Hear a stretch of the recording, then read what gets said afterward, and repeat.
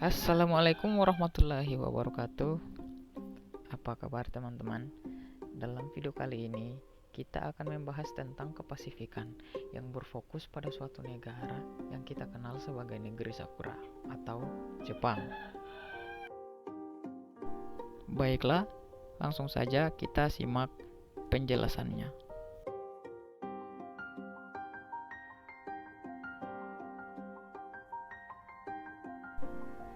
Yang pertama, ada sejarah singkat Jepang.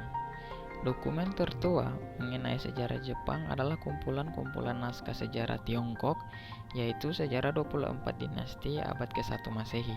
Namun, bukti-bukti menunjukkan bahwa kepulauan Jepang sudah dihuni manusia sejak zaman Paleolitik Atlas setelah zaman es terakhir sekitar 12.000 tahun sebelum Masehi. Ekosistem kepulauan Jepang yang kaya memungkinkan manusia untuk hidup. Zaman prasejarah Jepang terdiri atas 3 zaman, yakni zaman Paleolitik, zaman Jomon, dan zaman Yayoi. Zaman Paleolitik Jepang berlangsung sekitar 100.000 hingga 30.000 sebelum Masehi, dimulai dari penggunaan perkakas batu dan berakhir sekitar 12.000 tahun sebelum Masehi pada akhir zaman es terakhir yang sekaligus merupakan awal dari periode Mesolitik zaman Jomon. Zaman Jomon berlangsung dari sekitar 14.000 tahun sebelum Masehi hingga 300 tahun sebelum Masehi. Tanda-tanda pertama peradaban dan pola hidup stabil manusia muncul sekitar 14.000 tahun sebelum Masehi dengan adanya kebudayaan Jomon yang bercicirkan gaya hidup pemburu mengumpul, semi-sedenter, Mesolitik hingga Neolitik. Mereka tinggal di rumah-rumah yang dibangun di atas tanah yang digali dan di atasnya didirikan rumah beratap dari kayu. Orang zaman Jomon sudah mengenal bentuk awal dari pertanian, tapi belum mengenal cara menenun. Kain dan pakaian dibuat dari bulu binatang. Orang zaman Jomon sudah mulai membuat bejana tanah liat yang dihias dengan pola-pola yang dicetak ke atas permukaan bejana sewaktu-waktu masih basah dan menggunakan tongkat kayu dan tali atau simpul tali. Walaupun hasil penelitian menimbulkan keraguan-raguan, menurut tes penanggalan radiokarbon, beberapa contoh tembikar tertua di dunia berasal dari Jepang. Berikutnya ada zaman Yayoi. Zaman Yayoi berlangsung dari sekitar 400 sebelum Masehi atau 300 sebelum Masehi hingga 250 Masehi. Dari situs arkeologi kota Yayoi, distrik Bunkyo, Tokyo, ditemukan artefak asal zaman yang kemudian disebut zaman Yayoi. Pada awal zaman Yayoi, orang-orang sudah mulai dapat menenun, bertanam padi, mengenal perdukungan, serta pembuatan perkakas dan besi dan perunggu yang dipelajari dari Korea atau Tiongkok. Sejumlah studi paleoetnobotani menunjukkan teknik menanam padi di sawah dan irigasi sudah dikenal sejak sekitar 8.000 tahun sebelum Masehi di delta Sungai Yangtze dan menyebar ke Jepang sekitar 1.000 tahun sebelum Masehi. Selanjutnya ada zaman kuno dan zaman klasik Jepang, yakni zaman Kofun, zaman Asuka, zaman Nara, dan zaman Heian. Zaman Kofun. Zaman Kofun dimulai sekitar 250 Masehi. Nama zaman ini berasal dari tradisi orang-orang zaman itu untuk membuat gundukan makam yang disebut dengan Kofun. Pada zaman ini, sudah terdapat negara-negara militer yang kuat dengan klan-klan berpengaruh sebagai penguasa. Salah satu di antaranya terdapat negara Yamato yang dominan dan berpusat di Provinsi Yamato dan Provinsi Kawachi. Selanjutnya ada zaman Asuka. Pada zaman ini, negara Jepang purba, Yamato secara bertahap menjadi negara yang tersentralisir. Negara Jepang purba sudah memiliki undang-undang seperti yang dinyatakan dalam Undang-Undang Taiho dan butir-butir reformasi Taila. Masuknya agama Buddha di Jepang mengakibatkan orang-orang tidak lagi membuat makam Kofun. Agama Buddha masuk ke Jepang sekitar tahun 538 melalui Baekje yang mendapat dukungan militer dari Jepang. Selanjutnya ada zaman Nara. pada abad ke-8 ditandai oleh negara Jepang yang kuat.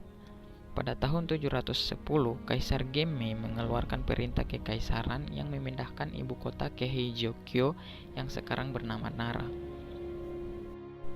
Heijō-kyo dibangun dengan mencontoh ibu kota dinasti Tang di Chang'an.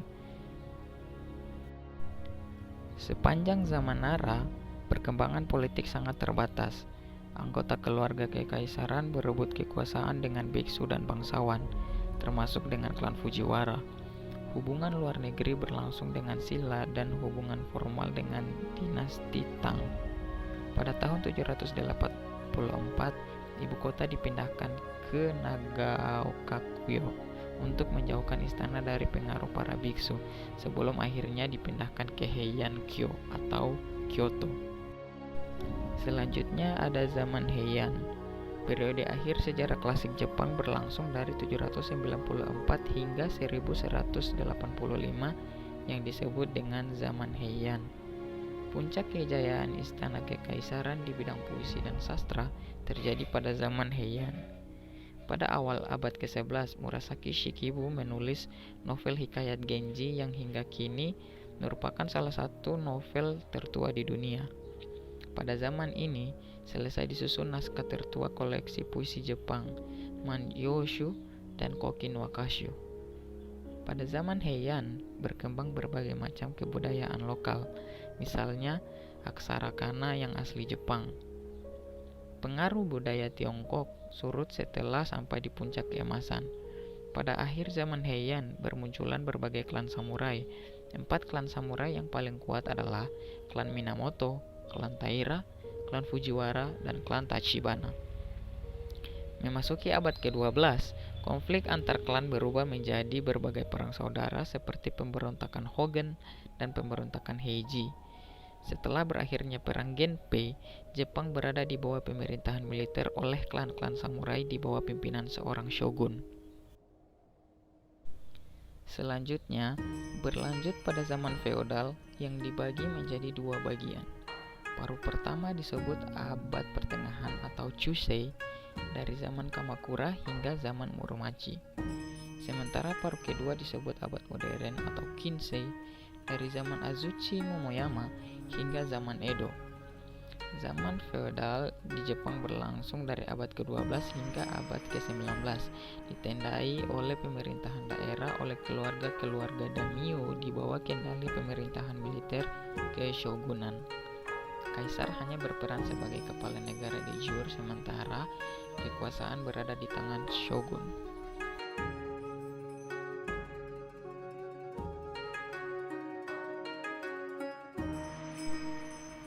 Selanjutnya kita akan membahas tentang letak geografis Jepang.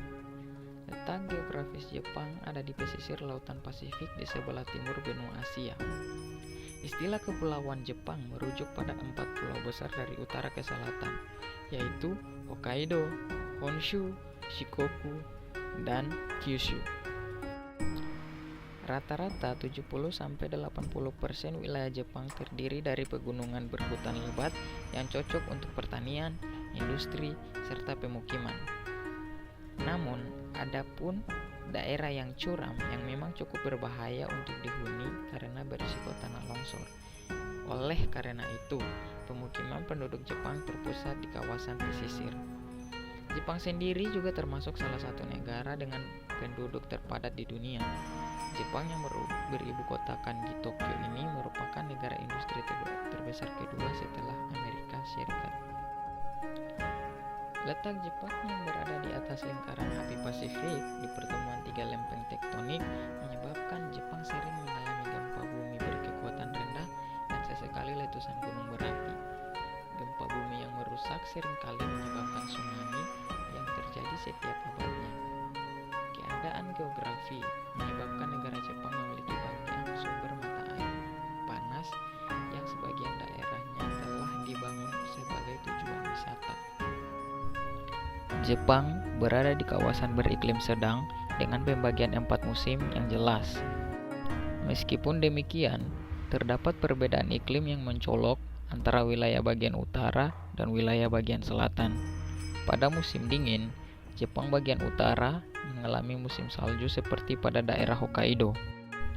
Namun sebaliknya dengan wilayah Jepang bagian selatan, wilayah ini beriklim subtropis. Iklim juga dipengaruhi tiupan angin musim yang bertiup dari benua Asia ke benua Pasifik pada musim dingin dan sebaliknya pada musim panas. Jepang merupakan negara berbentuk kepulauan di timur daratan Asia yang membentang dari utara hingga ke selatan. Jepang dinamakan oleh orang Jepang itu sendiri sebagai Nippon dan diberi julukan negeri sakura dan negeri matahari terbit.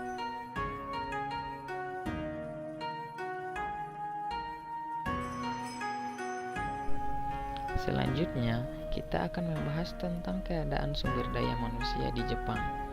Meskipun Jepang merupakan negara yang bisa dibilang kekurangan sumber daya alam, tetapi Jepang sendiri memiliki sumber daya manusia yang bisa menutupi kekurangan tersebut. Berikut adalah kondisi sumber daya manusia di Jepang. Yang pertama, mereka itu sangat kerja keras. Sebagaimana yang kita ketahui, penduduk Jepang merupakan orang-orang yang sangat bekerja keras. Hal ini dibuktikan dengan rata-rata jam kerja pegawai Jepang yakni 2.450 jam per tahun, sangat tinggi apabila kita bandingkan dengan negara industri lain seperti Amerika yang rata-rata jam kerja pegawainya adalah 1.957 jam per tahunnya. Kedua, malu. Malu adalah budaya leluhur dan turun-temurun bangsa Jepang. Harakiri merupakan cara bunuh diri di era samurai menjadi ritual ketika mereka kalah dalam pertempuran. Hal ini merambah ke dunia modern dan sedikit berubah ke fenomena mengundurkan diri bagi para pejabat yang terlibat kasus seperti korupsi atau merasa gagal dalam menjalankan tugasnya. Ketiga, hidup hemat. Penduduk Jepang memiliki semangat hidup hemat dalam keseharian. Sikap anti-konsumerisme berlebihan ini nampak dalam berbagai bidang kehidupan. Keempat, loyalitas. Loyalitas membuat sistem karir di sebuah perusahaan berjalan dan tertata dengan rapi. Sedikit berbeda dengan sistem di Amerika dan Eropa, sangat jarang orang Jepang berpindah-pindah pekerjaan. Mereka biasanya bertahan di satu atau dua perusahaan sampai pensiun. Kelima, inovasi.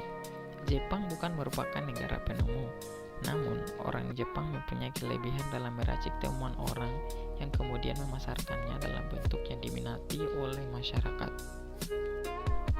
Keenam, pantang menyerah. Sejarah membuktikan bahwa Jepang termasuk bangsa yang tahan banting dan pantang menyerah. Puluhan tahun di bawah Kekaisaran Tokugawa yang menutup semua akses ke luar negeri, Jepang menjadi sangat tertinggal dalam teknologi. Ketika restorasi Meiji datang, bangsa Jepang cepat beradaptasi. Kemiskinan sumber daya alam pun juga tidak membuat bangsa Jepang menyerah. Tidak hanya menjadi negara pengimpor minyak bumi, batu bara, biji besi, dan kayu, bahkan 85% sumber energi Jepang berasal dari negara lain. Ketujuh, kerjasama kelompok. Budaya Jepang itu tidak terlalu mengakomodasi kerja-kerja yang terlalu bersifat individualistik, termasuk klaim hasil pekerjaan biasanya ditujukan untuk tim atau kelompok tersebut. Kedelapan, mandiri. Sejak usia dini, anak-anak dilatih untuk mandiri, yang mengakibatkan mereka menjadi individu yang sangat mandiri bahkan setelah lulus SMA dan masuk bangku kuliah.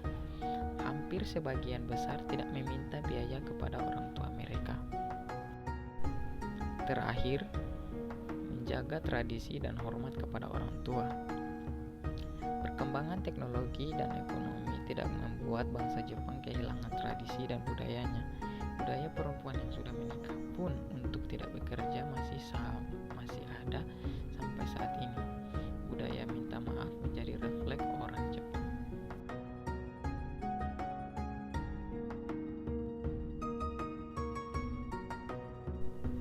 Potensi yang dimiliki Jepang. Sebagai contoh negara yang keterbatasan akan sumber daya alam, namun Jepang dapat menjadi negara kekuatan ekonomi terbesar kedua setelah Amerika Serikat. Salah satu sumber daya alam yang ada di Jepang adalah pertambangan. Pertambangan di Jepang menurun secara drastis sejak tahun 1980-an.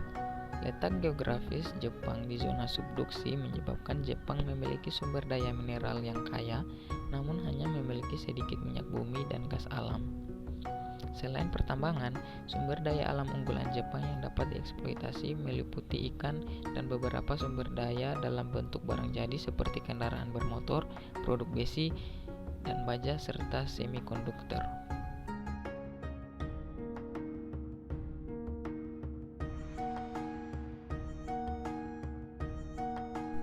Aspek bahasa di Jepang. Diketahui lebih dari 99% penduduk Jepang berbahasa Jepang sebagai bahasa ibu. Bahasa Jepang adalah bahasa algontinatif dengan tuturan hormat yang mencerminkan hierarki. Dalam masyarakat Jepang, pemilihan kata kerja dan kosakata menunjukkan status pembicara dan pendengar. Menurut Kamus Bahasa Jepang, Shinsei Kokugojiten, kosakata dari Tiongkok berjumlah sekitar 91,1% dari kosakata keseluruhan, sedangkan kata-kata asli Jepang hanya ada sekitar 33,8% dan kata serapan berkisar 8,8%. Bahasa Jepang ditulis memakai aksara kanji, hiragana, dan katakana, ditambah huruf Latin dan penulisan angka Arab.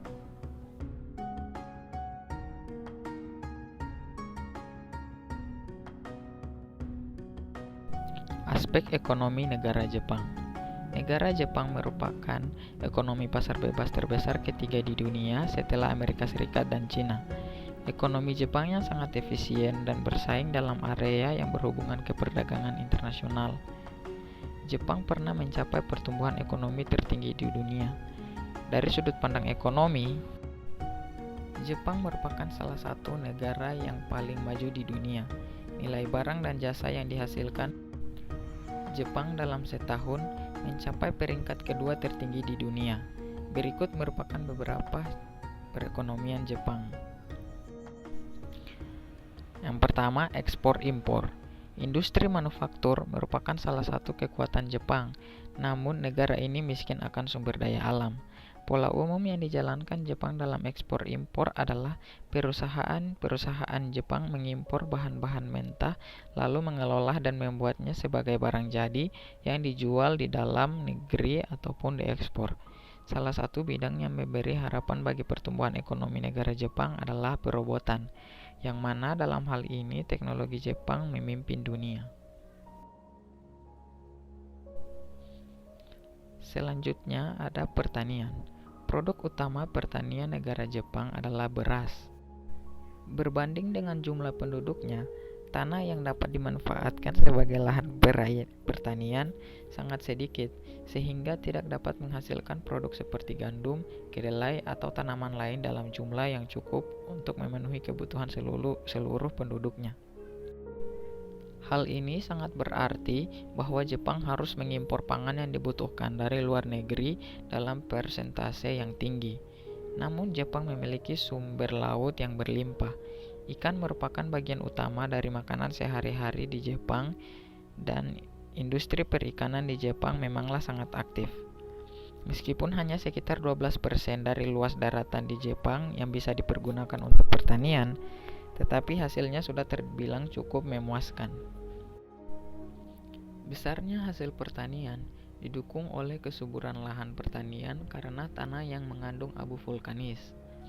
Hasil dari pertanian Jepang berupa padi, gandum, kentang, jagung, kacang, kedelai, dan teh. Sedangkan hasil peternakan berupa ayam, telur, sapi, dan susu, serta sayur mayurnya berupa lobak, kubis, tomat, wortel, bayam, dan selada. Sedangkan buah-buahannya berupa apel dan jeruk.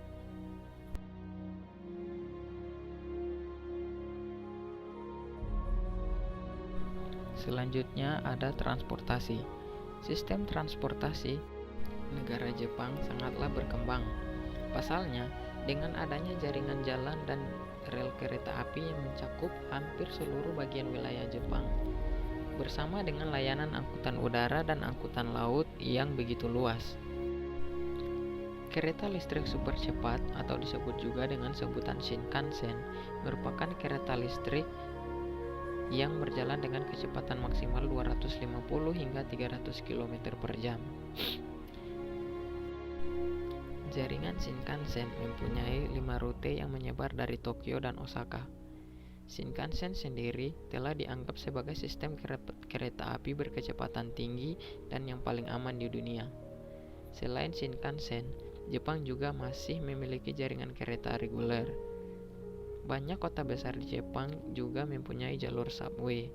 Sistem subway di ibu kota Tokyo mempunyai lebih dari 12 jalur yang mencakup jalur ratusan kilometer dan dianggap yang terbaik di dunia dan masih terus berkembang. Layanan angkutan kereta bagi para komputer seperti ini digunakan untuk pergi dan pulang kerja dan bisa juga digunakan untuk sekolah serta berbagai aktivitas lainnya.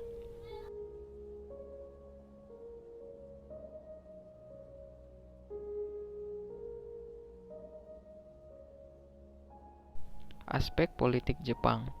Politik Jepang berbentuk multipartai bilateral parlemen demokrasi. Perwakilan kerajaan konstitusional di mana kaisar adalah kepala negara, seremoni dan perdana menteri adalah kepala kepemerintahan dan kepala kabinet yang merupakan bagian dari eksekutif. Lembaga legislatif berada di tangan parlemen, di mana terdiri dari DPR dan Dewan Penasihat. Yudikatif berada di tangan Mahkamah Agung dan Pengadilan, dan kedaulatan berada di tangan rakyat Jepang berdasarkan konstitusi. Jepang dianggap sebagai kerajaan konstitusional dengan sistem hukum sipil. Economist Intelligence Unit menempatkan Jepang sebagai flawed demokrasi atau negara dengan demokrasi berkembang pada tahun 2016. Jepang menganut sistem negara monarki konstitusional yang sangat membatasi kekuasaan Kaisar Jepang. Sebagai kepala negara seremonial, kedudukan Kaisar Jepang diatur dalam konstitusi sebagai simbol negara pemersatu rakyat. Sementara kekuasaan pemerintah berada di tangan Perdana Menteri dan anggota Parlemen Jepang. Sementara kedaulatan sepenuhnya berada di tangan rakyat Jepang. Kaisar Jepang bertindak sebagai kepala negara dalam urusan diplomatik, sedangkan Parlemen Jepang merupakan parlemen 2 kamar yang mengikuti sistem Inggris. Parlemen Jepang ini sendiri terdiri dari 2 majelis, yakni Majelis Rendah Jepang dan Majelis Tinggi Jepang. Kedua majelis ini dipilih secara langsung oleh masyarakat Jepang.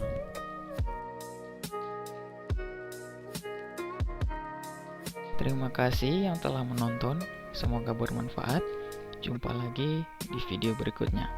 Bye-bye.